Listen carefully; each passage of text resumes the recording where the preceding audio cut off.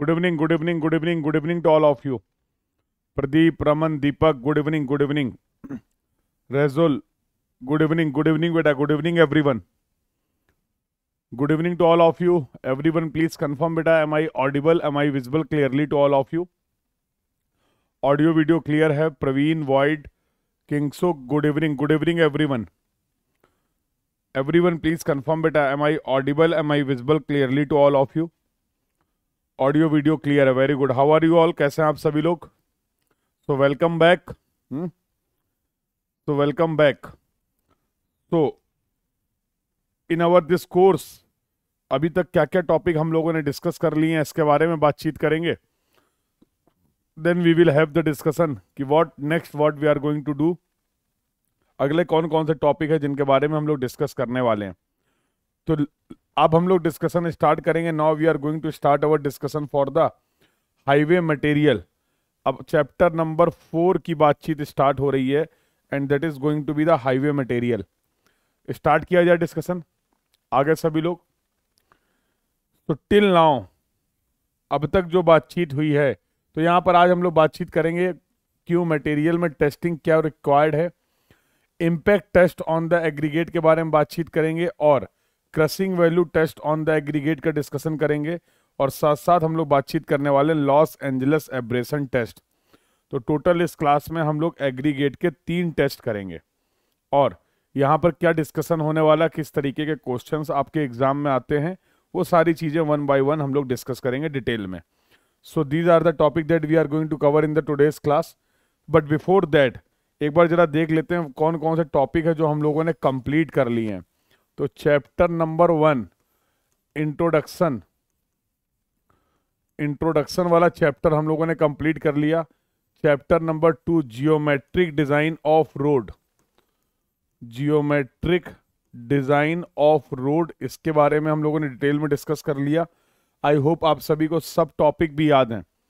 तो geometric design of road में हम लोगों ने डिस्कशन किया था. We have discussed about the cross sectional element of road,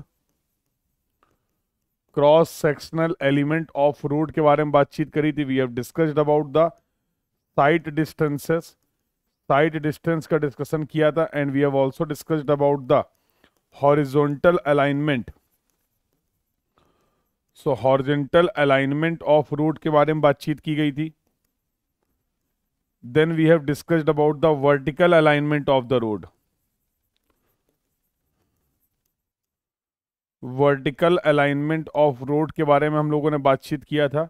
फिर हम लोगों ने चैप्टर नंबर 3 कंप्लीट किया and that was the traffic engineering. और ट्रैफिक इंजीनियरिंग में बेटा आपने टोटल 3 टॉपिक, सब टॉपिक कंप्लीट किए. यस. क्या थे 3 सब टॉपिक? पहला था ट्रैफिक की कैरेक्टरिस्टिक्स, ट्रैफिक कैरेक्टरिस्टिक्स. दूसरा था आपका ट्रैफिक स्टडीज, ट्रैफिक स्टडीज के बारे में हम लोगों ने बातचीत की. और तीसरा था ट्रैफिक कंट्रोल डिवाइस. तीसरा टॉपिक हम लोगों ने डिस्कस किया था that was the traffic control devices. So last class में जो डिस्कशन था that was related to the intersection. तो इंटरसेक्शन में हम लोगों ने बात की एट ग्रेड इंटरसेक्शन की. इंटरसेक्शन में हम लोगों ने बात की ग्रेड सेपरेटेड इंटरसेक्शन की, इंटरचेंज की बात की. और last discussion was related to the rotary intersection. तो रोटरी की डिजाइन एलिमेंट्स क्या थे, डिजाइन क्राइटेरिया क्या थे, आईआरसी की गाइडलाइन क्या थी, ये सारी बातें हम लोग यहाँ तक कंप्लीट कर चुके हैं. कनेक्टेड हो भैया कि बस हो रहा है? ये टॉपिक हम लोग कंप्लीट कर चुके हैं, इस बात का इल्म है, इस बात का आपके जहन में जानकारी है कि नहीं है? बोलो कि बस हो रहे हैं. होन दो सर, हैं, चलन दो. बिल्कुल कनेक्टेड हैं. तो ये टॉपिक इतने हो गए हैं. तो अगर 8 से 9 नंबर का हाईवे इंजीनियरिंग आएगा तो 6 से 7 नंबर की बातचीत खत्म हो गई है. 6 से 7 नंबर जितना आपने पढ़ा है इसी से आ जाएगा. हाँ? कह रहे हैं प्रैंक करने का मन कर रहा है. देख रहे हो शिद्दत इनकी.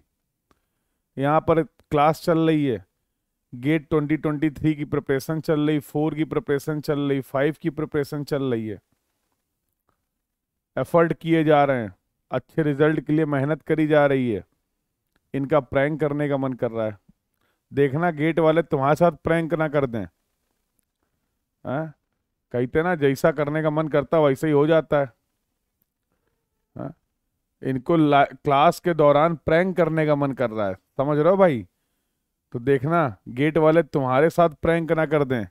देखो देखो कैमरा लगा है, पता लगे गेट का रिजल्ट आया, रोल नंबर लॉगिन किया, मार्च में आता, 13 14 15 मार्च में, अभी से बता दे रहे हैं प्रैंक की डेट, प्रैंक की डेट बता रहे हैं। तो फरवरी में पेपर होता है, 13 14 15 मार्च में आता है रिजल्ट। ऐसा ना हो कि जब तुम लैपटॉप में रिजल्ट देख रहे हो तो पीछे कैमरा लगाओ, माइनस में नंबर, लाइव चल रहा है, बोले हो गया प्रैंक। समझ रहे हो? बहुत खतरनाक प्रैंक हो जाएगा। माइनस में नंबर आए थे, बड़ी मुश्किल में, तो चुप्पे चुप्पे लॉगिन किया, कोई देख न ले, पीछे कैमरा लगा था, लाइव स्ट्रीमिंग के साथ, लाइव स्ट्रीमिंग के साथ। उधर से गेट वाले बोलना कैसा लगा प्रैंक, शेयर योर फीडबैक। हम्म। अब भाई, अब आप इतना प्रैंक करते हो तो कोई ना कोई तो आपके साथ भी करेगा। हाँ, और गेट वाले तो फिर और ही चैंपियन आदमी है। तो देख लो यार, अब करने का मन है प्रैंक? करोगे प्रैंक? बताओ भाई। हम्म। करोगे प्रैंक अब? नहीं करना ना, तो पहले ही समझ जाते। हाँ, ये भी प्रैंक था ये। चलो, लेट्स स्टार्ट द डिस्कशन। तो कोई बात नहीं, let's start the discussion. Don't take it personally, just for relaxing your mind, ठीक है? बिल्कुल टेंशन नहीं, ईमानदारी से मेहनत करेंगे तो रिजल्ट तो आएंगे ही भाई। मेरा तो भाई देखो यही मानना है, मेरी थ्योरी सिंपल सी है, काम करेंगे तो रिजल्ट आएंगे। कभी रिजल्ट जल्दी मिल जाएंगे, कभी बाद में मिल जाएंगे, मिलेंगे जरूर। हाँ। हाँ, तो प्रैंक में मजा ही आता है। चलो, लेट्स स्टार्ट द डिस्कशन। सो अगला। हाँ। हाँ, देखो घर वाले, घर वाले देख रहे हो, प्रैंक देख रहे हैं, देख रहे हो? चलो, लेट्स स्टार्ट द डिस्कशन। हो गया बातचीत, चालू करें भाई? चैट बॉक्स को एक बार लाल करो फिर इसी बात पे, चैट बॉक्स को लाल करो।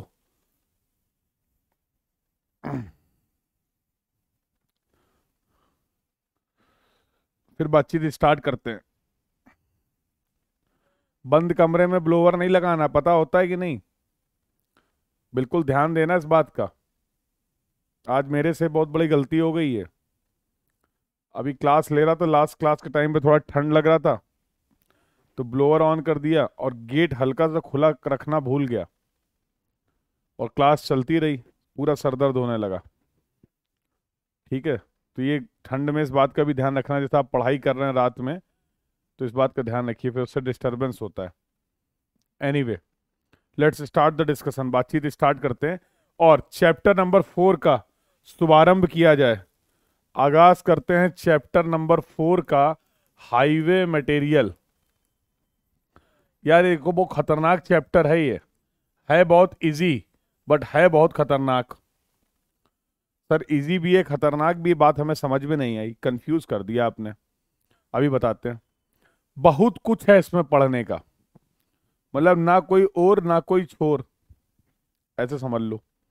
जितना मन हो उतना पढ़ते हो, जितना अब तक पढ़े हो पूरे हाईवे इंजीनियरिंग में, उतना कंटेंट इस चैप्टर में अकेले है, उतना कंटेंट इस चैप्टर में अकेले है।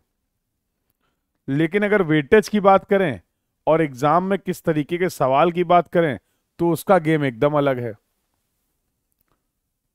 तो इस चैप्टर को पढ़ने की अप्रोच क्या होने वाली, पहले 5 मिनट तो मैं केवल ये एक्सप्लेन कर रहा हूं कि हम लोग कैसे इस चैप्टर को डील करेंगे from our exam point of view, from our syllabus point of view, और कौन सी अप्रोच फॉलो करी जाए। नहीं, कठिन नहीं है, कठिन नहीं है, टाइम टाइम टाइम मैनेजमेंट के लिए बता रहा हूं। मतलब अगर आप इसमें डिटेल्ड वे में डिस्कस करें तो 20 घंटे डिस्कशन कर सकते हैं। ठीक है, 20 घंटे आप क्या कर सकते हैं, डिस्कशन कर सकते हैं। I hope you got the point. But important बात क्या है कि क्या उतना डिस्कशन रिक्वायर्ड है हमारे एग्जाम पॉइंट ऑफ व्यू से। जितना टाइम हम किसी पर्टिकुलर टॉपिक को दे रहे हैं, हमें इस बात का भी तो ध्यान रखना है, because we have limited time. As a student आपको बहुत सारे टॉपिक्स कंप्लीट करने हैं, बहुत सारे सब्जेक्ट कंप्लीट करने हैं, तो एग्जाम ओरिएंटेड तो रहना पड़ेगा ना।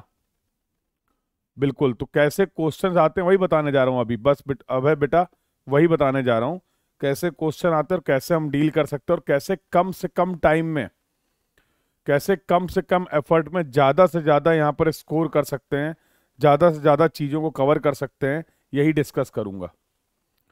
चलो करेंगे, बातचीत करेंगे। किसी भी मटेरियल के बारे में तुम क्या जानना चाहते हो और क्यों जानना चाहते हो, सवाल ये है। टॉपिक का नाम है हाईवे मटेरियल। तो सबसे पहले तो ये बता दो कौन कौन से मटेरियल यूज करते हैं। भाई रोड बनाओगे तो रोड के कंस्ट्रक्शन के लिए मटेरियल रिक्वायर्ड होंगे, यस और no. For the construction of the road various materials are required. जैसे अगर मैं बात करूं कौन कौन से मटेरियल रिक्वायर्ड हैं, तो आपने बोला सर एग्रीगेट, तो सर कोर्स एग्रीगेट भी चाहिए होगा और फाइन एग्रीगेट भी चाहिए होगा। दूसरा आपने बोला सर सॉयल की भी जरूरत पड़ेगी। तीसरा आपने बोला सर बिटुमिन की जरूरत पड़ेगी। और चौथा आपने बोला कंक्रीट की जरूरत पड़ेगी, यस और नो। इन जनरल और भी मटेरियल हैं, फिलर मटेरियल हैं, बहुत सारे मटेरियल हैं, एडमिक्सचर्स हम लोग यूज कर लेंगे कंक्रीट के केस में। बट इन जनरल अगर बात करें, मेन कंस्ट्रक्शन मटेरियल जो हमारे हैं for the construction of the road, that are going to be the aggregate.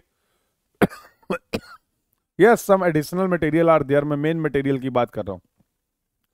तो भैया हमारे एग्रीगेट हो गए, coarse aggregate, fine aggregate, soil हो गया, बिटुमिन हो गया और कंक्रीट हो गया। ठीक है, तो इन मटेरियल के बारे में क्या जानना चाहते हो और क्यों जानना चाहते हो, इसका जवाब दे दो मुझे। इसके बारे में क्या जानना है भाई? आपको एग्रीगेट चाहिए, मार्केट जाइए, एग्रीगेट लाइए और कंस्ट्रक्शन के लिए यूज कर लीजिए। आपको विटामिन चाहिए, कांटेक्ट करिए, पेट्रोलियम का जो बाई प्रोडक्ट है ये आपको मिल जाएगा। आप बताइए कि भैया हमें विटामिन चाहिए रोड के कंस्ट्रक्शन के लिए, वो विटामिन आपको दे देंगे, आप रोड बना डालिए। आपको सॉयल चाहिए, जितनी सॉयल चाहिए उतनी ले जाओ। तो यहां पर फिर इसके बारे में पढ़ाई क्या कर रहे हैं और क्यों कर रहे हैं? बेटा किसी भी मटेरियल की, ध्यान से सुनना, किसी भी मटेरियल की सुटेबिलिटी चेक करनी है तुम्हें। इस दुनिया में कोई भी मटेरियल अच्छा नहीं और कोई भी मटेरियल खराब नहीं है, ये बात ध्यान रखना। कोई भी मटेरियल अच्छा नहीं और कोई भी मटेरियल खराब नहीं, सारी सारी जो कहानी है वो किसकी है? सुटेबिलिटी की है। Are you getting this point? हर मटेरियल का कहीं ना कोई तो एप्लीकेशन है। बोलिए, जो चीज आपके लिए वेस्ट हो सकती है उसका कहीं और यूज हो सकता है, यस और नो। तो किसी भी मटेरियल की सुटेबिलिटी चेक करने के लिए, किसी भी मटेरियल की सुटेबिलिटी चेक करने के लिए हमें दो चीजों के बारे में पता होना बहुत जरूरी है। दो चीजों के बारे में पता होना बहुत जरूरी है। एक तो है कि हमारी रिक्वायरमेंट क्या है, हमारी रिक्वायरमेंट क्या है या हमारी स्पेसिफिकेशन क्या है, और दूसरा एक्चुअल में उस मटेरियल में क्या प्रॉपर्टी है।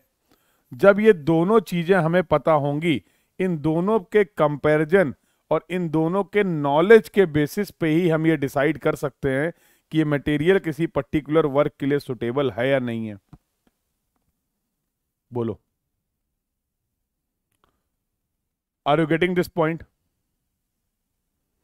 बताओ बेटा, ये तो बहुत सिंपल सी बात है, ये तो बहुत सिंपल सी बात है। केवल हाईवे मटेरियल की बात नहीं कर रहा हूं, इन जनरल मैं बोल रहा हूं।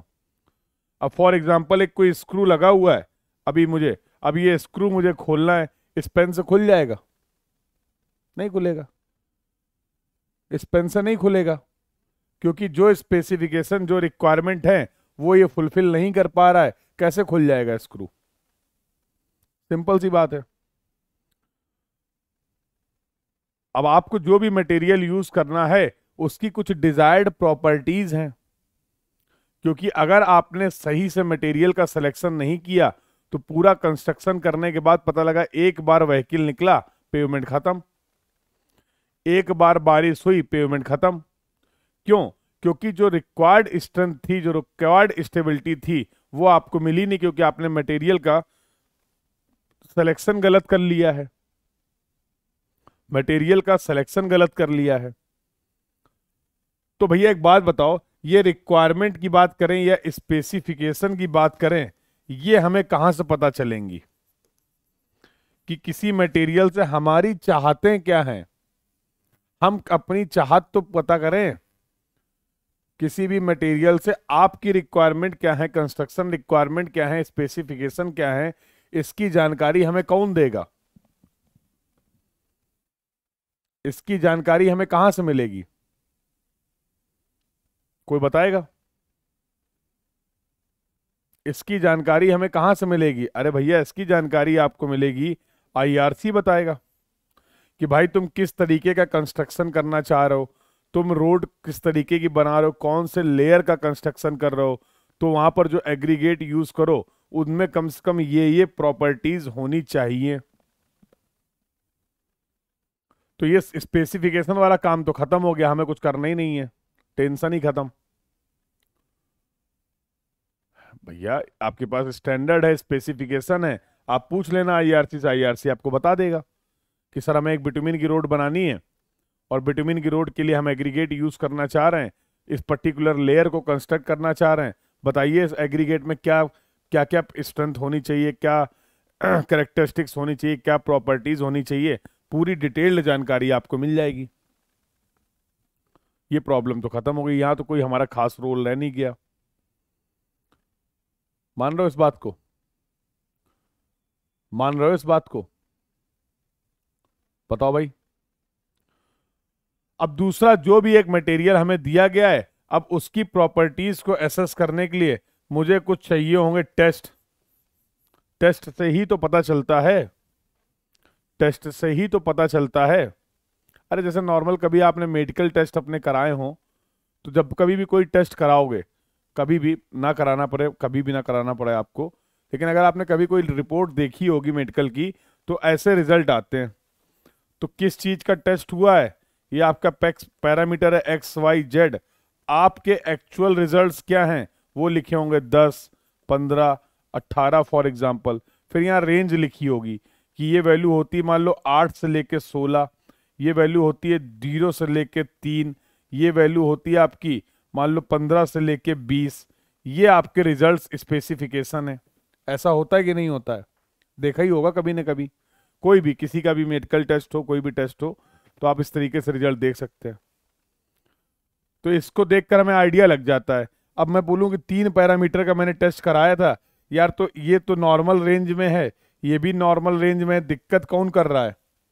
दिक्कत कौन कर रहा है? ये रेंज में नहीं, ये बहुत बढ़ा हुआ है, जो कुछ भी है ये, हाँ, ये बहुत बढ़ा हुआ है, इसका इलाज करो, इस पे ध्यान दो। तो क्या कब कब चेक कर पाए किसका इलाज करना, क्या करना, ट्रीटमेंट क्या होगा? जब आपके पास एक्चुअल डेटा था और आपके पास स्पेसिफिकेशन थी। तुमने ये बैठ के थोड़ा बनाई थी, तुमने ये बताया था क्या? अरे उसके लिए मेडिकल बॉडीज हैं जिन्होंने बता रखा आपको कि भैया ये नॉर्मल रेंज है, ये नॉर्मल रेंज है, आपके रिजल्ट ये हैं, अब इसके बेसिस पे आप डिसाइड कर लीजिए क्या करना है। यस और नो? तो वही तो बात बेटा मटेरियल की है, वही बात तो मटेरियल की है। हमें स्पेसिफिकेशन पता है, जो भी मटेरियल हमारे पास अवेलेबल है हम उसका टेस्ट कर लेंगे। और कोई भी टेस्ट होता है, उस टेस्ट का प्रोसीजर की एक गाइडलाइन होती है, ऐसे थोड़ा कि जैसे मन करा वैसे टेस्ट कर लिया।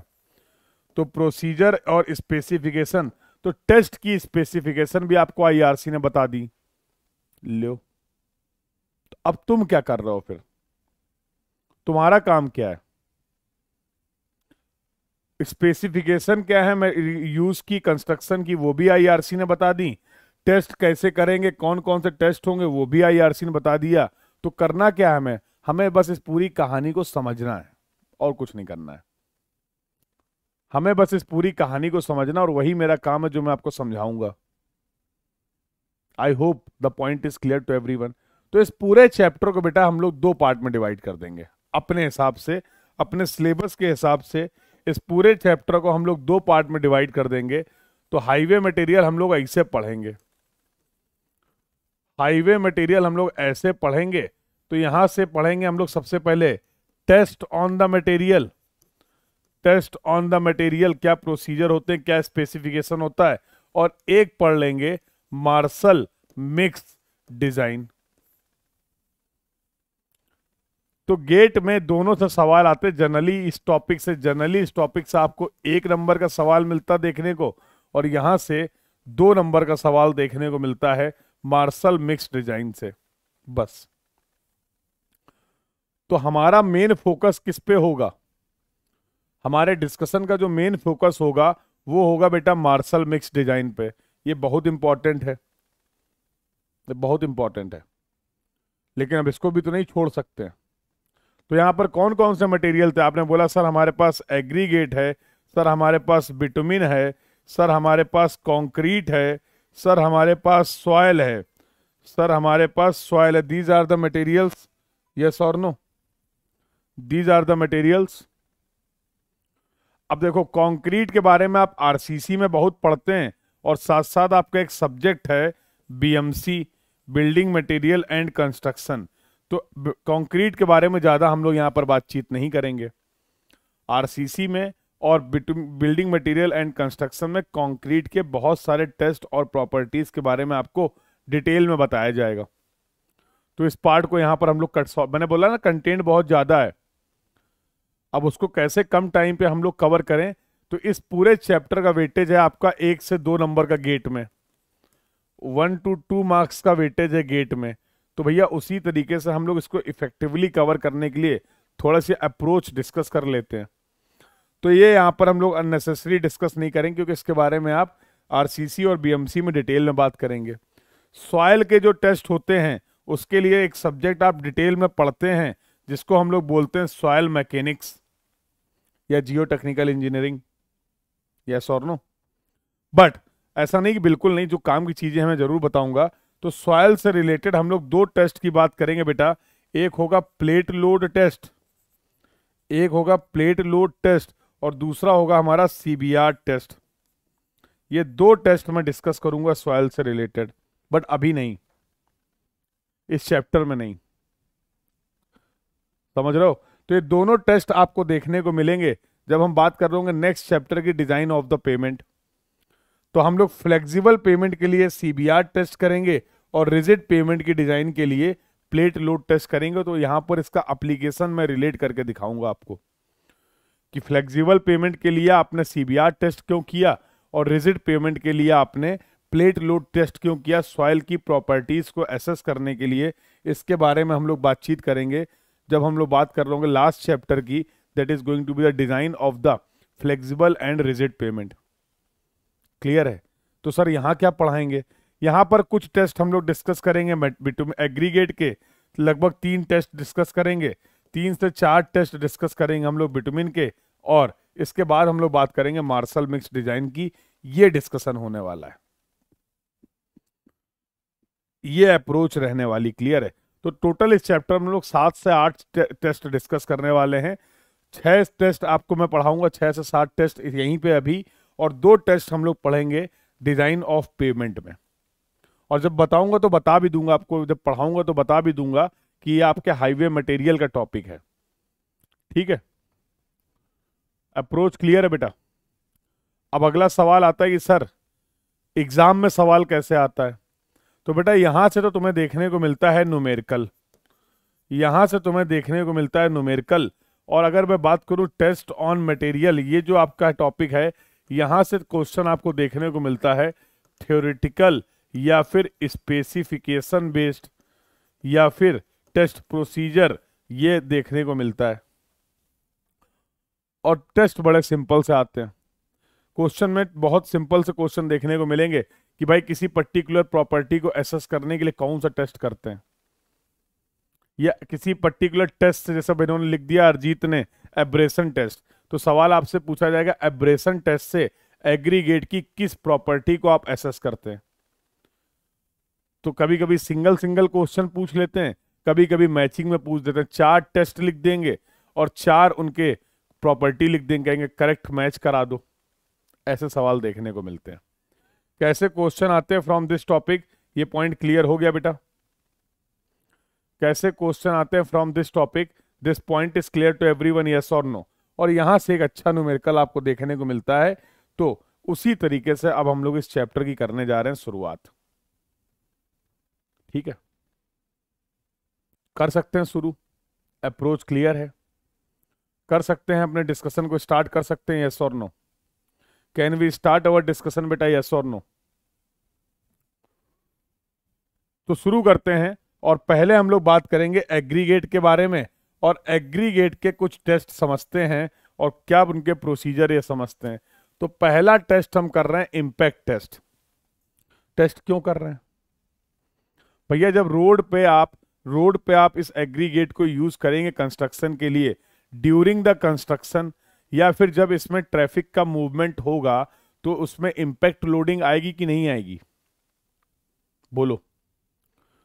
ड्यूरिंग द कंस्ट्रक्शन, जिस समय आप कंस्ट्रक्शन कर रहे होंगे, ऐसा ना हो पेमेंट बनाने गए, इतना पुअर क्वालिटी का मटेरियल यूज कर लिया कि कंस्ट्रक्शन के टाइम ही फेल कर गया, कंस्ट्रक्शन से ही फेल हो गया। तो अब जाहिर सी बात है हमारा मटेरियल वो सभी लोडिंग के इफेक्ट को बियर कर पाएगा या नहीं कर पाएगा, इसको हम लोग पहले ही चेक कर लेते हैं, उसकी प्रॉपर्टीज को चेक कर लेते हैं with the help of some lab test. तो जब कभी भी टेस्ट किया जाता है तो कोशिश हम ये करते हैं कि जो एक्चुअल कंडीशन है उसी कंडीशन में टेस्टिंग की जाए। तो जब कभी अगर आप किसी भी लैब में जाओगे तो आप देखोगे जो रियल वर्ल्ड प्रॉब्लम है उसी तरीके से सिमुलेशन किया जाता है, यस और नो। जैसे तुमने सुना होगा कि अगर किसी को स्पेस में जाना है तो उसको यहां, अब ऐसा तो नहीं कि स्पेस में जाके ट्रेनिंग कराएंगे, तो यहां पर आप क्या कर रहे हैं, उसी तरीके से लैब क्रिएट करते हैं जहां पर आप ग्रेविटी को चेंज कर देते हैं ताकि उसी कंडीशंस में आप उनको क्या कर पाए, प्रिपेयर कर पाए और चेक कर पाए। सुना है कि नहीं सुना है? हाँ, सुना है या नहीं सुना है? यस और नो। जैसे अब आप अभी टेस्ट सीरीज दे रहे हैं, यही गलती होती है आपसे। अब आप जब टेस्ट सीरीज देते तो आप इस बात की इंपॉर्टेंस को नहीं समझते हैं। टेस्ट सीरीज क्यों बनाई गई? ताकि आप उस एग्जाम के प्रेशर को हैंडल करना सीख पाए बिफोर द एग्जाम। लेकिन हमसे गलती क्या होती है, हम टेस्ट सीरीज देते हैं आराम से लेट के रजैया ओढ़ के, समझ लो, ऐसे मोबाइल खोल लिया, क्वेश्चन देख रहे हैं, ना कोई पेन ना कोई कॉपी, क्वेश्चन आया चलो ए लगा दो। तो कहां से इस टेस्ट का कोई फायदा हुआ क्या, आप ही बताओ। लेकिन आप सोचो जिस तरीके से आप फाइनल एग्जाम में जितने सीरियस रहने वाले हो, जितने डेडिकेटेड रहने वाले हो, उसी तरीके से अगर आपने हर प्रीवियस टेस्ट को दिया है, उसी तरीके से, उसी शिद्दत से, उसी ईमानदारी से, उसी डेडिकेशन से आपने प्रैक्टिस की है, टेस्ट दिया है, तो फाइनल एग्जाम वाले दिन कोई खास दिक्कत आपको होगी नहीं। और जितने रजैया वाले होते हैं फिर कहेंगे सर हमें सवाल सब आते थे, पता आपको, वो मेरे को जो कंप्यूटर मिला था ना टेस्ट में, जब हम मेन पेपर देने गए थे गेट का, उसका सर माउस नहीं चल रहा था, पता नहीं क्या दिक्कत थी, इस वजह से मैंने नंबर कम आया। अगर माउस चल रहा होता तो हम टॉप कर जाते, पता है आपको सर। ये नहीं बताएंगे चल क्या रहा था, समझ रहे हो। तो टेस्ट को बड़ा सीरियस लेना चाहिए, टेस्ट को बड़ा, और एक्चुअल कंडीशंस पे ही जो फील्ड में कंडीशन होने वाली है उन्हीं कंडीशंस की सिमिलर कंडीशंस हम क्रिएट करना चाह रहे हैं अपने लैब में, ताकि हम मटेरियल की एक्चुअल परफॉर्मेंस को एनालाइज कर पाएं और उसको फील्ड से डेटा से रिलेट कर पाएं। तो ये खेल है। अब एग्रीगेट पे व्हील जब चलेगा, मूव करेगा ट्रैफिक, तब इंपैक्ट लोडिंग होगा, लेकिन हमें कंस्ट्रक्शन के पहले ही इंपैक्ट चेक करना है कि कितना इंपैक्ट लोड बियर कर सकता है या इसकी स्ट्रेंथ क्या है। तो अब हमें लैब में उसी तरीके की सिचुएशन बनानी पड़ेगी, और उस टेस्ट में तुम्हें नहीं लगता है वहां पर हमें कुछ टेस्ट एपरेटस की जरूरत होगी? यस और नो? टेस्ट एपरेटस की जरूरत होगी। तो सुनो बेटा, सबसे पहला काम क्या है? क्या इवेल्युएट करना चाह रहे हो? Toughness of the aggregate. Impact test से अब देखो तो बहुत कुछ लिखा हुआ थ्योरेटिकल, मैं जिन जिन पॉइंट को हाईलाइट कर रहा हूं बस आपको वो ध्यान रखना है, सब याद नहीं करना है, सब याद नहीं करना है। तो भैया इंपैक्ट टेस्ट से हम टफनेस निकालते हैं, break down under the application of impact load, under the action of impact load. तो इसको हम डिफाइन करने के लिए एक वैल्यू निकालना चाहते हैं, इंपैक्ट वैल्यू। इंपैक्ट वैल्यू की हेल्प से, इंपैक्ट वैल्यू की हेल्प से हम डिफाइन कर रहे हैं एग्रीगेट की टफनेस को। अब ये इंपैक्ट वैल्यू निकलेगी कैसे, ये बात समझ लीजिए। तो सेटिस्फैक्ट्री रेजिस्टेंस रिक्वायर्ड क्रशिंग का अंडर द रोलर, जिस समय आप कंस्ट्रक्शन कर रहे होंगे तो एग्रीगेट के ऊपर घूमेगा रोलर, एग्रीगेट में स्ट्रेंथ नहीं होगी, एग्रीगेट हो जाएगा fail. Adequate resistance to the surface abrasion under the traffic. Aggregate used in the road construction should be strong enough to resist the abrasion and the crushing and also the impact load. Toughness is the amount of energy per unit volume that a material can absorb before the failure. तो जो जो चीजें होने वाली हैं, जिन जिन हालातों से, परिस्थितियों से हमारे एग्रीगेट को फाइट करनी है, टेस्ट कर लेते हैं पहले ही। तो इस पूरी स्लाइड में केवल एक बात इंपॉर्टेंट थी जो तुम्हें याद रखनी है कि इस प्रॉपर्टी के लिए ये टेस्ट करते हैं। याद रहेगा? ये सवाल है तुम्हारा, ये गेट का सवाल है, एक सवाल नहीं दो सवाल हैं। कहेगा इंपैक्ट टेस्ट से क्या कौन सी प्रॉपर्टीज एसेस करते हैं, तो आएगा टफनेस। फिर पूछेंगे टफनेस को आइडेंटिफाई करने के लिए, टफनेस को मेजर करने के लिए कौन सा टेस्ट करते हैं, तो आंसर हो जाएगा इंपैक्ट टेस्ट। ये दो सवाल हैं, ये दो सवाल हैं गेट के। क्लियर है? चलिए भाई, तो भैया क्या क्या अपरेटस रिक्वायर्ड है? एक तो इंपैक्ट टेस्टिंग मशीन होनी चाहिए, टैंपिंग रॉड होनी चाहिए जिससे आप कॉम्पैक्शन वगैरह करेंगे, ट्रॉवल होना चाहिए, सिलेंड्रिकल माउल्ड, लेवलिंग रॉड और वेइंग बैलेंस तराजू। इतना अपरेटस चाहिए। और लैब में चलें। अब भाई लैब में आ जाओ। सबसे पहला काम क्या करो, एक कोर्स एग्रीगेट ले लो। पेन जानते हो ना, कटोरा? अरे पेन जानते हो ना, देखा होगा पेन, यस और no? Pen will look something like this. इसमें क्या कर लो, एग्रीगेट ले लो, भर लो इसमें एग्रीगेट। इसमें एग्रीगेट क्या कर लिए, भर लिए। कितने? 350 ग्राम। सर 350 ग्राम कैसे पता चलेगा? तो वेइंग मशीन है ना हमारे पास, तो 350 ग्राम एग्रीगेट ले लो। 350 ग्राम एग्रीगेट ले लो और उसको यहां पर क्या कर दो, फिल कर दो। Arrange the sieve in the decreasing order of the their size. आ रहे हैं, साइज पे आ रहे हैं, अब है आ रहे हैं, अभी आ रहे हैं। तो अब आपके पास सीव होती हैं, उन सीव को डिक्रीजिंग ऑर्डर में लगाइए, मतलब बड़ी ओपनिंग ऊपर, उससे छोटी ओपनिंग नीचे, और सबसे नीचे क्या आ जाएगा, पैन आ जाएगा। सबसे ऊपर इस एग्रीगेट को रखो और इसको ले जाओ सीव सेकर में। मैकेनिकल सीव सेकर में ले गए, फिट कर दिया, सीव सेकर को ऑन कर दिया, सीव सेकर को ऑन कर दिया। Note down the empty weight of the cylinder. जो आपका माउल्ट सिलेंडर है, सिलेंड्रिकल माउल्ट, उसका एम्प्टी वेट W1 नोट कर लो, और then fill the cylinder with the aggregates retaining on the 10 mm सीव।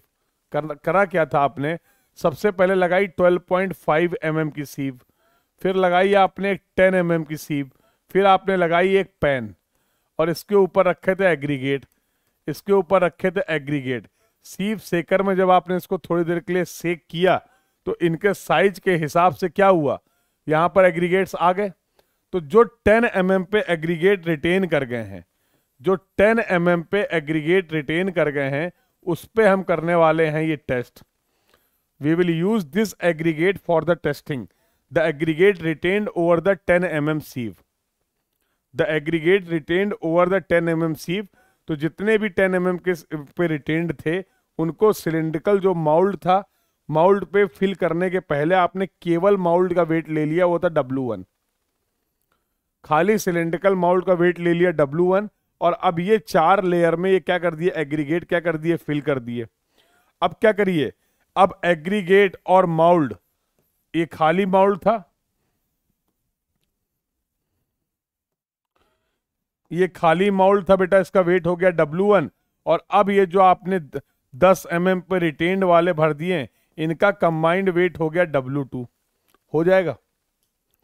खाली माउल्ड का वेट ले लो और 10 mm पे जो रिटेन्ड सीव एनालिसिस के बाद जो एग्रीगेट मिले उनको उनको भरने के बाद अब इस टोटल का वेट ले लो, वो हो गया W2। कोई दिक्कत?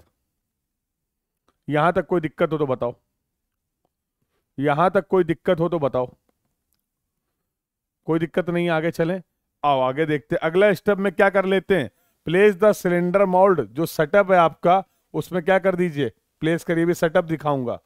फिर हमारे पास एक हैमर होता है, इंपैक्ट लोडिंग अप्लाई करनी है ना, इंपैक्ट लोडिंग अप्लाई करनी है, तो हैमर की हेल्प से हम क्या करेंगे, अप्लाई करेंगे। कितने ब्लोस प्रोवाइड करेंगे, 15 बार। 15 बार ये लोडिंग, 15 बार ये हैमर का वेट हम ड्रॉप करेंगे अपने एग्रीगेट पे। लेकिन एक बात का ध्यान रखना, जो ये ब्लोज आप प्रोवाइड कर रहे हैं इसका इंटरवल 1 सेकेंड से कम नहीं होना चाहिए। Interval should not be less than 1 second. ये सब गाइडलाइन स्पेसिफिकेशन चल रही है, टेस्ट का प्रोसीजर आपको बताया जा रहा है।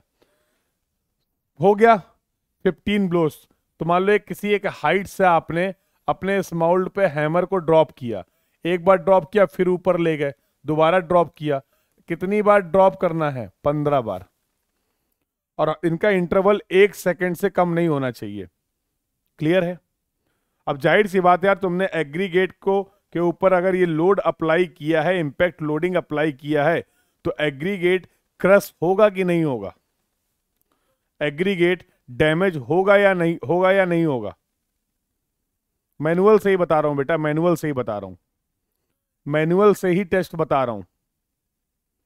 यस और नो? तो जाहिर सी बात है इस लोडिंग की वजह से एग्रीगेट क्या हो गया, क्रश हो गया। अब आओ, transfer the aggregate to the sieve of 2.36 mm। पूरा जो क्रस्ट वाला है उसमें कुछ बड़े पार्टिकल भी होंगे, कुछ छोटे पार्टिकल भी होंगे। 2.36 mm सीव में इसको डाल दो। लोडिंग के बाद माउल्ड में जो कुछ जैसा भी माउल्ड में एग्रीगेट हैं उनको लो और 2.36 mm सीव में क्या कर दो, डाल दो। उसके बाद सीव सेकर में ले जाओ, और जितना वेट 2.36 mm से पास हो जा रहा है, जितना वेट 2.36 mm से पास हो जा रहा है उसको नोट कर लो, W3 हो गया वो। 3 वेट आ गए, 3 वेट आ गए, बहुत इंपॉर्टेंट है। पहला वेट खाली माउल्ड का वेट, पहला वेट क्या था, खाली माउल्ड का वेट, सिलेंड्रिकल जो माउल्ड था। W2 क्या था, mould plus aggregate retained over the 10 mm सीव। जो 10 mm के ऊपर हमारे सीव रह गए थे उनको फिल करा, तो टोटल वेट हमारा हो गया W2, माउल्ड का वेट और एग्रीगेट का वेट। और 2.36 mm से जितना मटेरियल पास कर गया, जितना एग्रीगेट पास कर गया after the crushing, after the application of the impact load, उसको आपने बोल दिया W3। बताओ, W1, W2, W3 में कोई दिक्कत किसी को अब तक? W1, W2, W3 में किसी को कोई दिक्कत अब तक? कोई प्रॉब्लम हो तो बताओ। If anyone having any problem you can tell me. कोई प्रॉब्लम नहीं, खत्म हो गया। इतने डेटा की हेल्प से अब फिर से एक बार पूरा फिर से देख लो, रियलाइज कर लो। 350 ग्राम एग्रीगेट लिया, 12.5 mm की सीव, 10 mm की सीव, और ये पेन। फील होना चाहिए ना, पूरा टेस्ट फील होना चाहिए। 12.5 mm की सीव, 10 mm की सीव और पेन, इन सबको अरेंज कर लिया, इन सबको अरेंज कर दिया। 12, 12.5, 10 और पेन, एग्रीगेट को इसमें फिल कर दिया। देख रहे हो जादू? एग्रीगेट को इस पे रखा, चलते हैं सीव सेकर में, ऑन कर दिया इसको, सब टाइट वाइट करके इसको क्या कर दिया, ऑन कर दिया। अब ये ऐसे ऐसे सेक होगा, और जब ये ऐसे ऐसे सेक होगा तो इनके साइज के हिसाब से सब मटेरियल पास हो रहा होगा। बोलो हाँ या ना? सेकिंग करने के बाद डब्बे को उठाओ, ये है तुम्हारा सेटअप, ये है तुम्हारा सिलेंड्रिकल माउल्ड, इसका जो अभी वेट है वो W2 है। 10 mm पे रिटेन्ड एग्रीगेट आपने फिल कर दिया और ये आपका सिलिंड्रिकल मोल्ड है, इसको पोजीशन पे कर दीजिए प्लेस। तो जिन बच्चों ने कॉलेज की लैब में ये टेस्ट किया होगा उनको बहुत अच्छी तरीके से वो यादें ताज़ा हो रही होंगी, और जिन्होंने अभी नहीं किया है तो जब वो टेस्ट करेंगे तो उन्हें इस क्लास की यादें ताज़ा हो जाएंगी, ये गारंटी है। अब क्या करते हैं, इसमें 2 हैंडल लगे होते हैं और ये देखो इसमें असेंबली होती है, ये आपका वेट है। इस तरीके से ऐसे हैंडल ऊपर उठाओ और छोड़ दो, समझ रहे हो?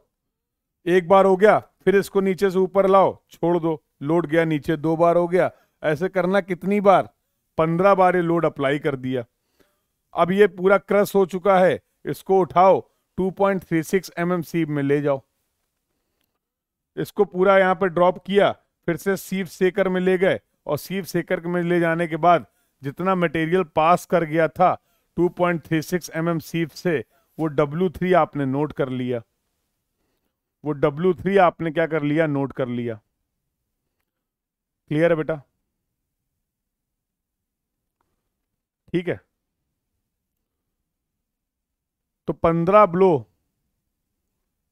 390 mm के अप्रॉक्स हाइट होती है और 13.8 समथिंग केजी इसका वेट होता है। क्लियर है? स्पेसिफिकेशन की बात कर रहा हूं। अगर ये तीनों पता है तो भैया ये लो, तुम्हारे एग्रीगेट की इंपैक्ट वैल्यू टेस्ट पता चल गई। जो एग्रीगेट आपको दिया गया था उसका इंपैक्ट वैल्यू टेस्ट आपने कर दिया, उसका इंपैक्ट वैल्यू आपको पता चल गई। W3 minus W2 minus W1 into 100। अरे कोई फॉर्मूला नहीं है, कोई फॉर्मूला नहीं है। W2 माइनस W1 करोगे तो क्या आ जाएगा? ये wait of the original aggregate, load apply करने के पहले जो एग्रीगेट था माउल्ड में, ये वही वेट तो लिखा हुआ है। ये W2 माइनस W1 क्या है? W2 माइनस W1 क्या है? मटेरियल जो माउल्ड और प्लस एग्रीगेट के वेट में से माउल्ड का वेट आपने हटा दिया तो एग्रीगेट का वेट आ गया ना। इतना ओरिजिनल वेट था, इतना वेट हो गया जो क्रश होने के बाद मिला है। ये W3 जो है वो क्रश होने के बाद मिला है। परसेंटेज में इंपैक्ट वैल्यू निकाल लेंगे। अगर एग्रीगेट स्ट्रांग होगा तो W3 की वैल्यू कम होगी, देख लो। अगर एग्रीगेट स्ट्रांग होगा, सुपीरियर क्वालिटी का होगा, वो लोड को बियर कर गया होगा, तो W3 की वैल्यू कम होगी। अगर मटेरियल आपका एग्रीगेट इंफीरियर क्वालिटी का रहा होगा, वीक मटेरियल रहा होगा, तो W3 की वैल्यू ज्यादा होगी। समझ गए हो? तो मान लो जितना वेट लिया था पूरा का पूरा वेट 2.36 mm सीप से पार कर गया, पूरा ही वेट, तो इंपैक्ट वैल्यू कितनी हो जाएगी? तो इंपैक्ट वैल्यू कितनी हो जाएगी? इन this way you can calculate the impact value. एक बार आपने इंपैक्ट वैल्यू निकाल ली। अब देखो, अगर एग्रीगेट इंपैक्ट वैल्यू 20% से कम है, अरे एक नहीं 100 मल्टीप्लाई बाई 100 भी था गीतांशु, मल्टीप्लाई बाई 100 भी था बेटा। ये कहां चला गया? पूरा वेट अगर पास कर जाएगा तो 100 हो जाएगा ना impact value. In that case the impact value is going to be 100। Yes और नो? तो क्या बोला मैंने? अगर अब आपके पास स्पेसिफिकेशन भी अवेलेबल है, अगर एग्रीगेट की इंपैक्ट वैल्यू 20% से कम है, मतलब फॉर एग्जांपल 100 ग्राम एग्रीगेट लिया था, 100 ग्राम एग्रीगेट लिया था हमने, और केवल 20 ग्राम जो है वो क्या हुआ? पास कर गया लोडिंग अप्लाई करने के बाद। W3 20 ग्राम है या 5 ग्राम है, तो जाहिर सी बात है वो एग्रीगेट बहुत स्ट्रांग रहा होगा, तभी तो वो इस लोड को बियर कर गया। तो इंपैक्ट वैल्यू अगर कम है, इसका मतलब क्या है? एग्रीगेट हमारा स्ट्रांग है।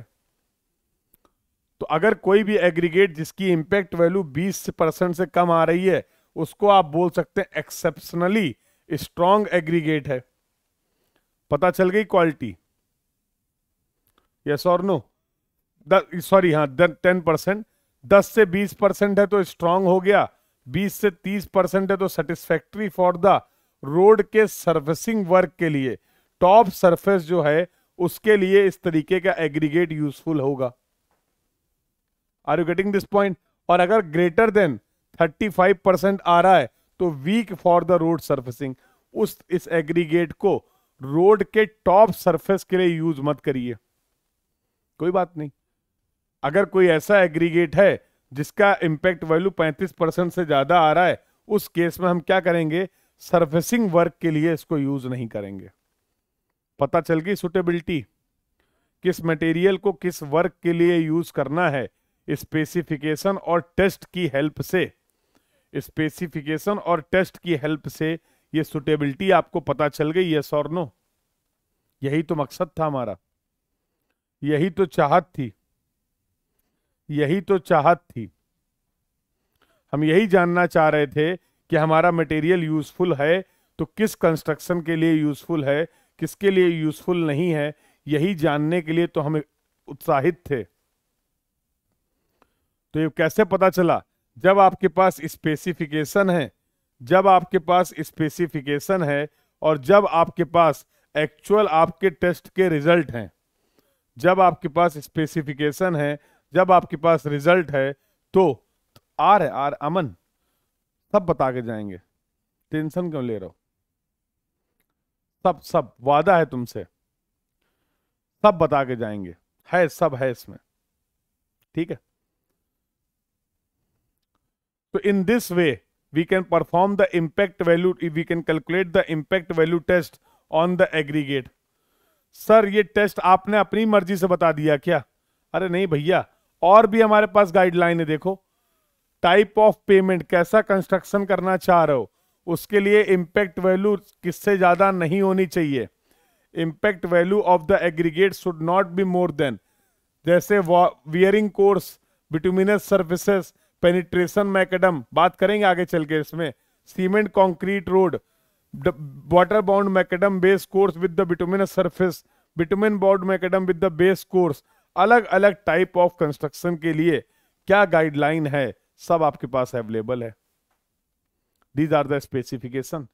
किसी पर्टिकुलर कंस्ट्रक्शन के लिए क्या मटेरियल के आपकी रिक्वायरमेंट है वो आपको बता दी गई है। अब तुम्हें जो भी एग्रीगेट दिया गया था, जिसका अभी अभी आपने इम्पैक्ट वैल्यू निकाला है, उस इम्पैक्ट वैल्यू को देखने के बाद क्या आपको इस बात का अंदाजा लग जाएगा, क्या आपको इस बात का अंदाजा लग जाएगा कि इस मटेरियल को हम कहां पर यूज कर सकते हैं? बताओ, यही तो हम चाहते थे। तो सर आपने ये जो टेस्ट बता दिया है, इनके लिए कोई स्पेसिफिकेशन है? हाँ बिल्कुल स्पेसिफिकेशन है। और ये टेस्ट का प्रोसीजर तो मैंने बहुत आपको लिमिटेड और प्रिसाइज वे में बताया। सर इतने से मेरा काम चलेगा नहीं सर, मुझे ना टॉपिक पढ़ के बहुत आ गया इंटरेस्ट, अब मुझे कुछ अलग करना है सर इस टेस्ट मटेरियल के टेस्ट की फील्ड में। तो you can go for the detailed study, I don't have any problem, I will tell you the references. मैं आपको रेफरेंस जरूर बताऊंगा जिनसे आप इन सभी टेस्ट प्रोसीजर को डिटेल में फॉलो कर सकते हैं। अभी जो हम लोगों ने डिस्कशन किया है that is totally as per our exam point of view. तो इम्पैक्ट टेस्ट के बारे में जानकारी अगर हो गई है तो चैट बॉक्स में इस बात की अपनी कंफर्म कर दीजिए एक बार। Everyone please confirm in the chat box if the discussion till now is clear to everyone.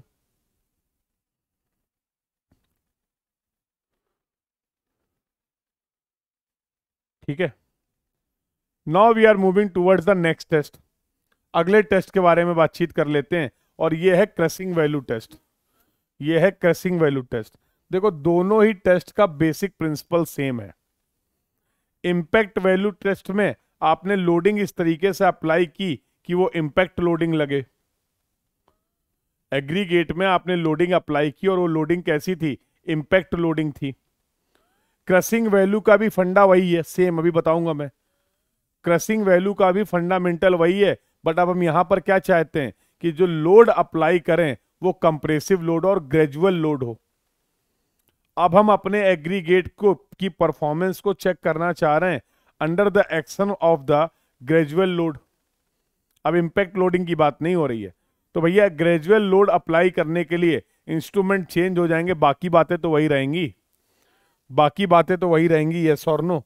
So let's move further. देखिए, तो assess the strength of the coarse aggregate used in the pavement components under the gradually applied load and to determine the aggregate crushing value of the given sample of the aggregate. The aggregate crushing value provides a relative measure. It provides a relative measure of the resistance to the crushing under the gradually applied load. और load कैसा apply करेंगे? Compressive load apply करेंगे। The principle of mechanical property of the aggregate required in any construction is, भैया construction के लिए आप कोई भी मटेरियल यूज करेंगे तो it should have satisfactory resistance to the crushing under the rolling during the construction. Yes और no? Adequate resistance होना चाहिए, सरफेस एब्रेशन होना चाहिए अंडर द ट्रैफिक मूवमेंट। अब इसका प्रोसीजर भी समझ लेते हैं। कि कैसे अब हम क्रशिंग वैल्यू को डिफाइन कर सकते हैं। लो भाई, सर हमें तो डिटेल में पढ़ना है, तो जितने भी टेस्ट हैं एग्रीगेट के कहां पर मिल जाएंगे? IS 2386 part 4, Indian standard 2386 part 4, methods of the test for the aggregate, mechanical properties निकालने के लिए जो भी टेस्ट हैं सब यहां पर दिए हुए हैं। एग्रीगेट की मटेरियल प्रॉपर्टीज को एसेस करने के लिए जितने भी टेस्ट रिक्वायर्ड हैं वो सब यहां पर आपको क्या किए गए हैं? प्रोवाइड किए गए। और भी हमारे पास है IS 3831970 जो आपको बताएगा specification for the course and fine aggregate. Problem खत्म। दो जगह आपको चाहिए था ना हेल्प, इन्हीं दोनों चीजों में तो आपको हेल्प चाहिए थी कि सर एक टेस्ट का प्रोसीजर क्या है, उसके तरीके बता दीजिए। मटेरियल जो हम यूज करना चाह रहे हैं किसी भी पर्टिकुलर कंस्ट्रक्शन में, उसकी रिक्वायरमेंट क्या है, उसकी स्पेसिफिकेशन क्या है, सर वो बता दीजिए। बता दिया। हैप्पी? कौन था ऊपर? कोई पूछ रहा था सर, एनी स्पेसिफिकेशन कुछ पूछ रहे थे ना? पूछ रहे थे?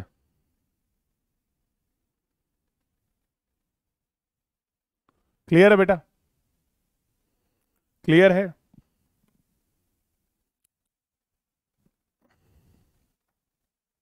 क्लियर है? दीज गाइडलाइंस, दीज स्पेसिफिकेशन, ये जानकारी सभी को क्लियर है? यस और नो? बोलो बेटा। चलिए आगे बातचीत कर लेते हैं। तो अब क्या बोला गया? IRC have specified aggregate crushing value of the coarse aggregate used for cement concrete surface should not exceed 3%। Cement concrete के लिए, सरफेस कोर्स के लिए अगर आप एग्रीगेट यूज कर रहे हैं तो सीमेंट रोड के लिए ये वैल्यू 30% से ज्यादा नहीं होनी चाहिए। बता दी गई स्पेसिफिकेशन, पता चल गई स्पेसिफिकेशन, कोई प्रॉब्लम ही नहीं है। और अगर for aggregates used for the concrete other than surface the aggregate crushing value should not exceed 45%। यही सब तो स्पेसिफिकेशन हमें चाहिए। तो मान लो मुझे कहीं पर कंक्रीट की रोड बनानी थी और सरफेस कोर्स पे काम करना था, टॉप सरफेस का कंस्ट्रक्शन करना था, उसके लिए मुझे एग्रीगेट रिक्वायर्ड था। मैं गया, एग्रीगेट लाया और मैंने एग्रीगेट की क्रशिंग वैल्यू चेक करी और वो आ गई 32%। फॉर एग्जांपल वो आ गई 32%। तो क्या उस एग्रीगेट को मैं कंक्रीट रोड के सरफेस वर्क के लिए यूज कर सकता हूं? या आप मुझे बता दीजिए हाँ या ना में। मैंने जो एग्रीगेट पे टेस्ट किया, जो मेरे पास मटेरियल अवेलेबल था, उसकी क्रशिंग वैल्यू आ रही 32%। We are getting the 32% value. लेकिन हमारे पास स्पेसिफिकेशन है कि सीमेंट कंक्रीट रोड में टॉप सरफेस के कंस्ट्रक्शन के लिए जो आप एग्रीगेट यूज करेंगे उसकी वैल्यू 30% से ज्यादा नहीं होनी चाहिए क्रशिंग वैल्यू। कोई बात नहीं, अगर 32% हमारी क्रशिंग वैल्यू आ रही है तो हम उसको टॉप सरफेस की जगह ना यूज करके कहीं बॉटम के लेयर के कंस्ट्रक्शन के लिए तो यूज कर सकते हैं। बिकॉज फॉर बॉटम लेयर हमारे पास other than surface course we have another guideline. तो इस कंडीशन के लिए वो मटेरियल आपका यूजफुल नहीं था, but for this purpose the material is useful. But for this purpose the material is useful. इसी को तो आप बोल रहे थे इसी को तो आप बोल रहे थे कि सर हम यहाँ पर जो टेस्ट परफॉर्म कर रहे हैं वो किस लिए परफॉर्म कर रहे हैं? We are performing the test to assess the characteristics of the properties of the material, जिससे हम सुटेबिलिटी की बात कर पाए। पता चल गई सुटेबिलिटी?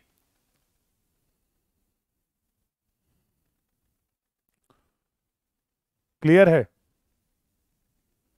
अरे भैया W2 माइनस W1 ये सब क्या बता रहे हो तुम? ऐसे अगर याद करोगे तो बहुत कंफ्यूज हो जाओगे। ऐसे अगर याद करोगे, क्योंकि अब उन्होंने W2 का नोटेशन कुछ और बता रखा होगा।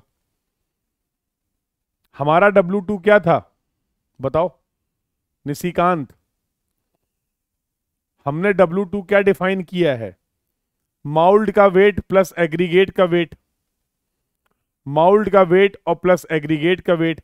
हमने W1 क्या डिफाइन किया है? हमने W1 डिफाइन किया है खाली माउल्ड का वेट। हमने W3 क्या डिफाइन किया है? Weight passing through the 2.36 mm sieve. Are you getting this point? तो जो फॉर्मूला याद करने की कोशिश कर रहे हो, फॉर्मूला मत याद करो। वेट ऑफ माउल्ड W2 किसने बोला? यही तो दिक्कत है। मैं चाह रहा हूं कि कम से कम चीजें याद करनी पड़े, मैं चाह रहा हूं कि कम से कम चीजें याद करनी पड़े, लेकिन आप कह रहे हो कि नहीं हम तो सर याद ही करेंगे। तो अब मैंने वहां भी बोला अभी पीछे कि अगर W1 W2 के गेम में पढ़ोगे तो कंफ्यूज हो जाओगे। बोला था कि नहीं बोला था? बिल्कुल। तो बेसिक फंडा यही है, बेसिक फंडा यही कि भैया लोड अप्लाई करने के बाद कितना क्रश हो गया और ओरिजिनल कितना लिया था, उसके बेसिस पे तुमने इंपैक्ट वैल्यू बता दी। समझ गए निशिकांत? पॉइंट इज क्लियर बेटा? तो बेसिक फंडा क्या है? और आई कैन सी कि बहुत सारे बच्चे कमेंट भी कर रहे हैं बेसिक कंसेप्ट क्या लगाया हम लोगों ने। तो मनीष, रेजुल, गीतांशु, बिल्कुल सही बात है बेटा। अब ये देख लो कि तुम ये वेट कैसे निकाल सकते हो, पाउडर का वेट कैसे निकाल सकते हो, ओरिजिनल वेट कैसे पता कर सकते हो। जो भी उसके लिए नोटेशंस तुम देना चाहो, तुम W छोड़ के K1 K2 दे दो, आई डोंट हैव एनी प्रॉब्लम, मुझे कोई दिक्कत नहीं है। तुम P1 P2 P3 कर दो, तुम अल्फा बीटा गामा कर दो, आई don't have any problem. Basic clear हुआ कि नहीं? बेसिक क्लियर हुआ कि नहीं हुआ? बोलो। तो हम तो बेसिक अप्रोच को ही फॉलो करने की कोशिश कर रहे हैं। I hope the point is clear to everyone. तो बस सिर्फ फर्क इतना है कि अब हमारी लोडिंग अप्लाई करने का तरीका बदलने वाला, और कुछ नहीं। वहां पर हमने जो हैमर से ड्रॉप किया उसको किसी एक सर्टेन हाइट से, जिसकी वजह से इंपैक्ट लोडिंग लग रही थी हमारे एग्रीगेट में, अब हम ग्रेजुअल कंप्रेसिव लोड अप्लाई करना चाहते हैं, और उसमें देखेंगे एग्रीगेट के हाल क्या हो रहे हैं। उसमें देखेंगे एग्रीगेट के हाल क्या हो रहे हैं। आ जाओ। कौन कौन से ऑपरेटर्स चाहिए? एक तो क्रशिंग मशीन चाहिए, एक टैंपिंग रॉड चाहिए, टॉवल चाहिए, वेइंग बैलेंस चाहिए, और सिलिंड्रिकल माउल चाहिए। प्लंजर की रिक्वायरमेंट होगी तो वो भी देख लेंगे, प्लंजर की रिक्वायरमेंट होगी तो वो भी देख लेंगे। करना क्या है? कुछ नहीं करना। Take the coarse aggregate in the pan, जितना एग्रीगेट चाहिए तो उठा लो। 3500 ग्राम वेट ले लिया, चलो। Using the weighing balance, arrange the sieve in the decreasing order, same वही कहानी। 12.5 mm, 10 mm और पैन, और जो एग्रीगेट लिया इसको यहां पर फिल करो, ले चलो सीव सेकर में। सीव सेकर में लगभग 10 मिनट के लिए इसको क्या कर दो, छोड़ दो। 10 मिनट के लिए क्या कर दो, छोड़ दो। Collect the coarse aggregate retained on the 10 mm sieve. 10 mm sieve पे जितना भी एग्रीगेट मिला है उसको रख लो। Note down the weight of the empty cylinder W1। Same कहानी चल रही है, सेम कहानी चल रही है। खाली जो सिलेंड्रिकल माउल्ड है उसका वेट ले लो W1, और जो 10 mm पे रिटेन्ड सीव जो एग्रीगेट्स हैं उनको फिल कर दो 3 लेयर में, और अब इसका वेट नोट कर लो, तो ये हो गया W2। Again I am repeating, फिर किसी को कोई नोटेशन में कंफ्यूजन ना हो जाए। तो नोटेशन में फिर किसी को कोई भी कंफ्यूजन ना हो, तो W1 मैंने क्या बोला बेटा? आप ही बता दो चैट बॉक्स में सभी लोग। W1 क्या है यहां पर हमारा? Everyone tell me in the chat box, W1 क्या है? बताइए, W1 क्या है? As per our notation, how we have defined the W1, weight of the empty mould, बिल्कुल सही बात है। Weight of the empty container, बिल्कुल सही बात है। W2 देखो, W1 कोई बता रहा है weight of aggregate plus mould. Geetanshu क्या कर रहे हो बेटा? गीतांशु क्या कर रहे हो? हेडफोन ठीक है? ऐसा तो नहीं कि मैं कुछ बोल और रहा हूं आपको पहुंच कुछ और रहा हो? क्यों भाई, सही है? ईयरफोन हेडफोन सही है? हम्म हो सकता है कि सबके सबके कानों में अलग अलग कंसेप्ट पहुंच रहे हैं, ऐसा तो नहीं है? क्योंकि नईम, रमन, आदित्य, आलोक, अरजीत ये कुछ और बता रहे हैं, आप कुछ और बता रहे हो। तो ऐसी गलतियां मत किया करो मेरे लाल, ऐसी गलतियां मत किया करो। ठीक है, तो what do you mean by the W1, weight of the empty cylindrical mould. Mould का, खाली माउल्ड का वेट हो गया W1। W2 कैसे डिफाइन किया वो भी बता दो। W2 कैसे हम लोगों ने डिफाइन किया है ये बात भी बता दो जरा। How we have defined the W2।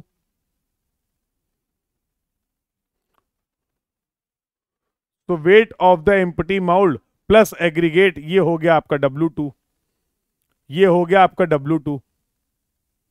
अब अगर W2 माइनस W1 कर देंगे तो क्या आ जाएगा ये भी बता दो। अगर W2 माइनस W1 कर देंगे तो क्या आ जाएगा? अगर हम W2 माइनस W1 कर देते हैं तो क्या मिल जाएगा? बोलो बेटा। तो वेट ऑफ द एग्रीगेट मिल जाएगा जो कि रिटेन्ड हुए थे 10 mm सीप पर।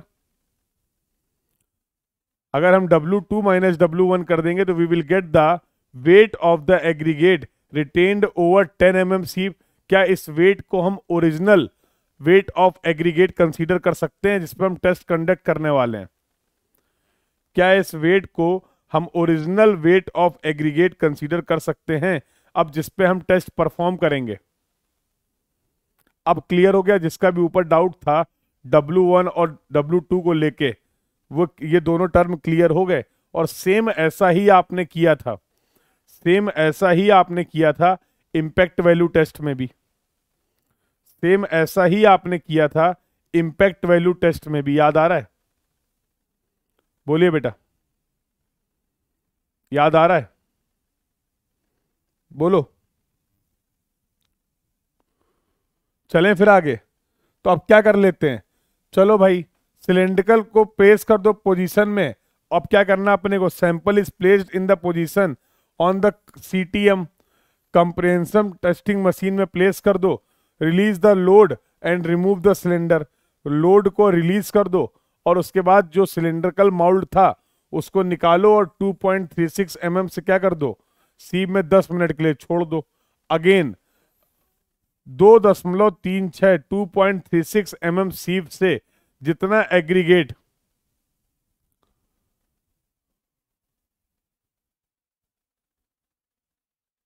सर हम कंटेनर अलग ले रहे हैं और सिलिंड्रिकल माउल्ड अलग ले रहे हैं, कंटेनर में भी टेस्ट क्यों नहीं किया? कहाँ कंटेनर, किस कंटेनर की बात कर रहे हो? किस कंटेनर की बात कर रहे हो भैया? मशीन में जो माउल्ड फिट होगा उसी में तो टेस्ट करेंगे। ऐसा ना हो कि कंटेनर अपने मर्जी से लगा दिया, जब लोड लगाना शुरू करा तो एग्रीगेट तो फेल नहीं किया, माउल्ड कंटेनर ही फेल कर गया। समझ रहे हो? तो जो आपके एपरेटस के स्पेसिफाइड इंस्ट्रूमेंट हैं उसी पे तो टेस्टिंग करेंगे। तो वही तो मैं बार बार यहां पर आपको बता रहा हूं कि place the cylindrical mould into the position. ऐसा ना एग्रीगेट के पहले डब्बा ही फेल हो गया। समझ गए मनीष? समझ गए? बताओ बेटा, कंफर्म करो, कंफर्म करो।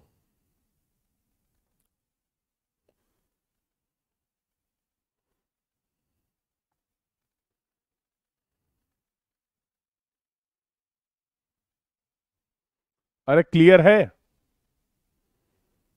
तो हर स्पेसिफिकेशन, और स्पेसिफिकेशन का मतलब क्या है?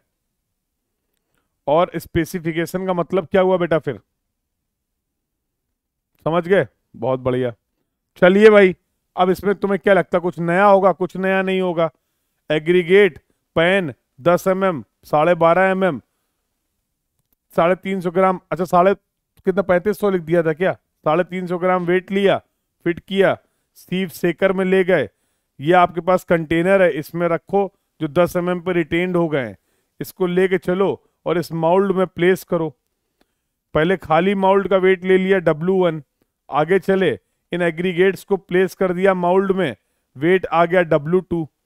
प्रॉपरली प्लेस करने के बाद वेट क्या आ जाएगा W2। इस पोजीशन पे आपने अपने इस सिलिंड्रिकल माउल्ड को लगाया। अब आपके पास पूरा सेटअप है लोड को अप्लाई करने का, पूरा सेटअप अवेलेबल है लोड को अप्लाई करने का। लोड को अप्लाई करना शुरू करिए। इम्पटी वेट W1 हो गया, weight of the cylindrical mould W2 हो गया विद एग्रीगेट, और weight of the aggregate passing through the 2.36 mm sieve again is going to be W3। लो भैया लो, जिसका तुम्हें था इंतजार वो वैल्यू आ गई, जिसका तुम्हें था इंतजार वो वैल्यू आ गई। देखो इसी चीज का वेट कर रहे थे क्या। चेंज क्या था दोनों में, वो तो शुरू से बता रहा हूं, लोड अप्लाई करने का तरीका चेंज था, लोड अप्लाई करने का तरीका चेंज था। इंपैक्ट वैल्यू में आपने सडन लोड अप्लाई किया था, आप किसी वेट को किसी हाइट से ड्रॉप कर रहे हैं, लोडिंग पैटर्न में चेंज है बेटा। यहां पर आप ग्रेजुअली लोड को अप्लाई कर रहे हैं, यहां पर आप ग्रेजुअली लोड को अप्लाई कर रहे हैं। ऐसे समझ लो ये हाथ है, अब इसमें 5 किलो का वेट पड़े एकदम से, ऊपर से कुछ गिर जाए मान लो, हाँ अभी मत गिरे, अभी तो वैसे ही हालत खराब है, मान लो गिर जाए, हड्डी चटक, क्यों भाई है। चलो ऐसे रखा है ये, इसको मैं छोड़ दूं, मजा तो तुम्हें बहुत आ जाएगा अगर मैं छोड़ दूंगा, हाँ बोलो छोड़ दूं। तो ये कोई वेट है, इसको मैंने क्या किया किसी हाइट से ड्रॉप किया, हाँ तो ये जो लोडिंग आपने अप्लाई की, और अब मैं क्या कर रहा हूं, अब मैं लोड अप्लाई कर रहा हूं। देखो हाथ से करूंगा तो मैं लगेगा ना लगेगा अलग बात है, दिखाता हूं। अब मैं लोड अप्लाई कर रहा हूं, अब मैं लोड अप्लाई कर रहा हूं, देखो अब मैं लोड अप्लाई कर रहा हूं, यस और नो। तो क्या दोनों लोड अप्लीकेशन के तरीके सेम है। अरे खाली वाला छोड़ा था, अरे हम भी उसके गुरु हैं यार, तुम लोग टेंशन क्यों ले रहे हो। हाँ यूथ टेक ट्यूबर जिस क्लास में पढ़ रहा है उस क्लास में हम पढ़ा रहे हैं, तुम टेंशन क्यों ले रहे हो। हाँ, वो कह रहा सर छोड़ दो, देख रहे हो ये इनकी मोहब्बत है, ये इनका प्यार है, देख रहे हो। हाँ कोई दया नाम की चीज ही नहीं है, बता रहा हूँ चोट लगी हुई है भारी है, छोड़ दूं, कह रहे छोड़ दो। हाँ, फिर ये भूल जाते कि कहाँ पे हैं ये। हाँ जिस क्लास में ये पढ़ रहे हैं उस क्लास में हम क्या कर रहे हैं, पढ़ा रहे हैं, समझ रहे हो। तो खाली भी रखते हैं बोतल, ये देखो। हम्म समझ रहे हो, खाली भी था एक, हमें पता था, उम्मीद थी ना मैं। अरे ऐसा कुछ नहीं, सब रैंडम है ये, क्लियर है। तो क्या लोडिंग दोनों तरीके से, क्या लोडिंग दोनों तरीके से, क्या लोडिंग दोनों ही केस में आपने सेम तरीके से लोडिंग अप्लाई की, नहीं। In the first case we have applied the impact load, और अभी यहां पर लोड को क्या कर रहे हैं, ग्रेजुअली अप्लाई कर रहे हैं, we are applying the load gradually. और दोनों ही कंडीशन में, दोनों ही कंडीशन में, हाँ बोतल दोनों एक जैसी हैं, घर में जनरली बोतल सब एक ही जैसी होती हैं, हाँ? तो आज तो क्लास के बाद पहले मम्मी को थैंक यू बोला जाएगा, हाँ? अगर ये बोतल अलग अलग होती तो आज हाथ तो गया था, क्यों भाई। एनीवे पॉइंट क्लियर हुआ बेटा। कोई पूछ रहा था कि सर इम्पैक्ट वैल्यू में, इम्पैक्ट टेस्ट में और क्रशिंग टेस्ट में क्या डिफरेंस है, ये पॉइंट क्लियर हो गया कि नहीं, ये पॉइंट क्लियर हो गया कि नहीं, बोलो बेटा। Any other doubt to anyone, any other doubt to anyone. So अभी हम लोगों ने आज की क्लास में डिस्कशन कर लिया एग्रीगेट के दो टेस्ट का, क्रशिंग वैल्यू का टेस्ट कर लिया और इम्पैक्ट वैल्यू का टेस्ट कर लिया। नेक्स्ट क्लास में एक टेस्ट हम लोग और कंडक्ट करेंगे जिसको हम लोग बोलेंगे लॉस एंजलस एब्रेशन टेस्ट, जिसको हम लोग बोलने वाले हैं लॉस एंजलस एब्रेशन टेस्ट। और उसके बाद we will move for the test on the bitumen. उसके बाद जो हम लोग करेंगे, तो अगले सैटरडे को जो आपकी फर्स्ट क्लास होगी, अगले सैटरडे को जो आपकी फर्स्ट क्लास होगी, उसमें एग्रीगेट बिटुमिन के पूरे टेस्ट कंप्लीट हो जाएंगे। और होपफुली अगर टाइम परमिट करेगा तो मैं सॉइल का टेस्ट भी आपको एक बता दूंगा, सीबीआर टेस्ट। तो from the second class of the Saturday, from the second class of the Saturday हम लोग मोस्ट प्रॉब्ली डिस्कशन कर रहे होंगे मार्शल मिक्स डिजाइन का। और संडे पूरा दिन हम लोग बातचीत करेंगे डिजाइन ऑफ पेमेंट का। संडे पूरा दिन हम लोग बातचीत करेंगे डिजाइन ऑफ पेमेंट का। तो ये अब आपका आगे का प्लान है। क्लियर है? बोलो भाई। तो फिर आज के क्लास के डिस्कशन को हम लोग यहीं पे स्टॉप करते हैं।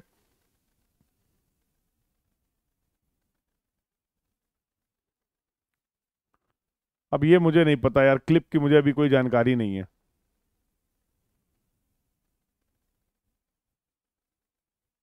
ठीक है, तो I hope you enjoyed all the classes.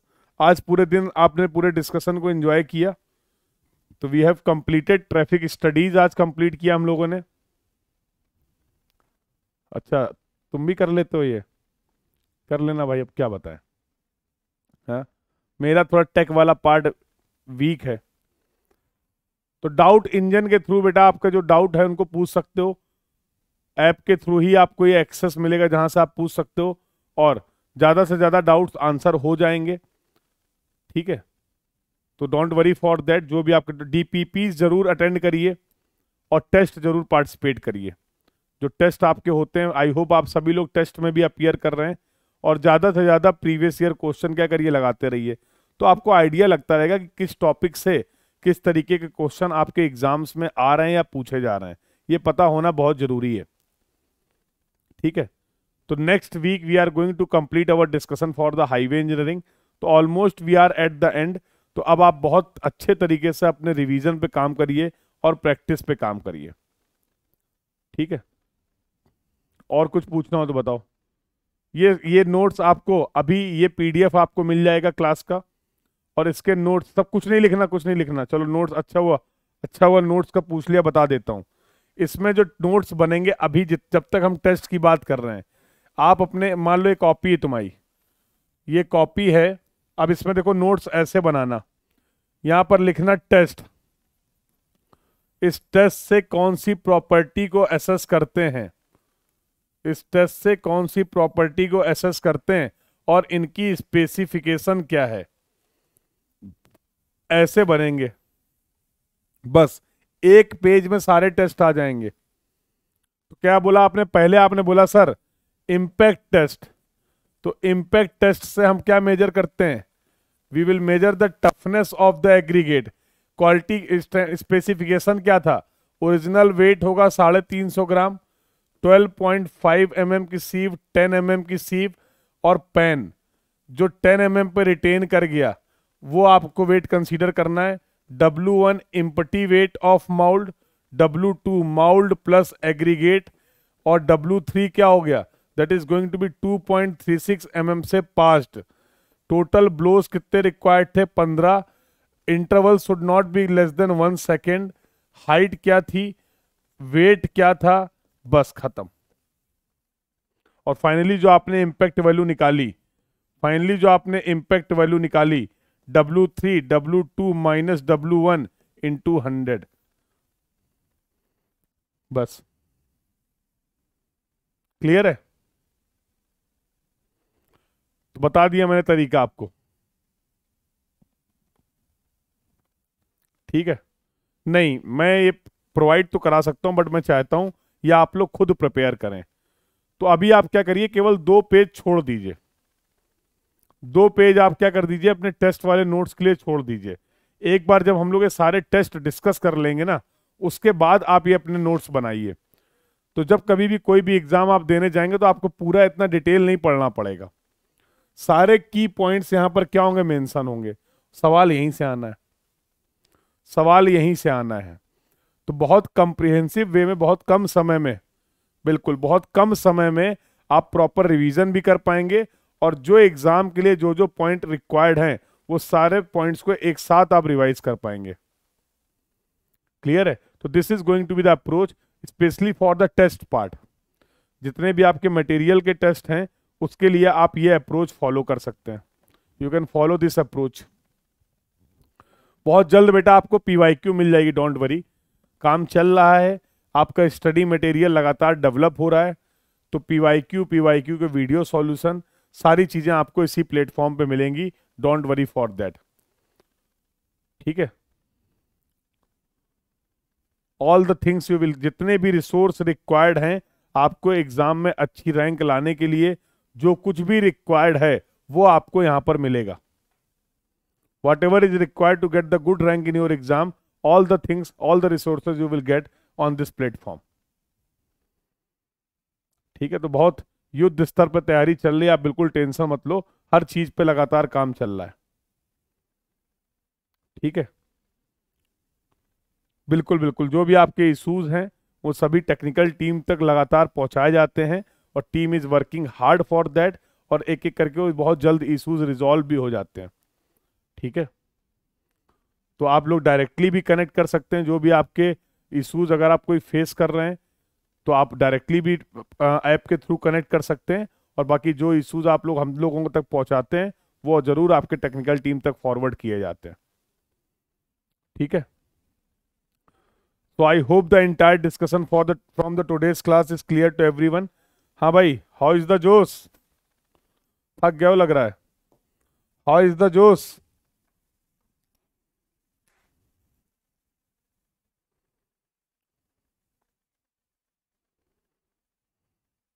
तो एक बार चैट बॉक्स को चलते चलते क्या कर दो। Very good, very good.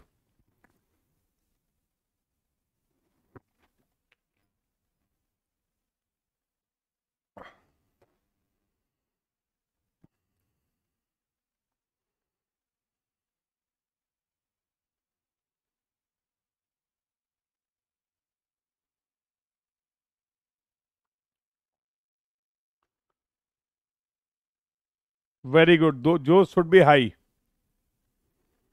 Very good, मजा आ गया तुम लोग का रिस्पॉन्स देख के। वेरी गुड, इसी तरीके से एनर्जी को मेंटेन रखना है, इसी डेडिकेशन को मेंटेन रखना है। वो दिन दूर नहीं जब रिजल्ट तुम्हारे पास होगा। बात को मेरी याद रखना, इसी तरीके से कंसिस्टेंसी और डेडिकेशन को मेंटेन रखो, एनर्जी को मेंटेन रखो। जो रिजल्ट आप सोच रहे हैं उससे बेहतर रिजल्ट आपको मिलेंगे, ट्रस्ट में।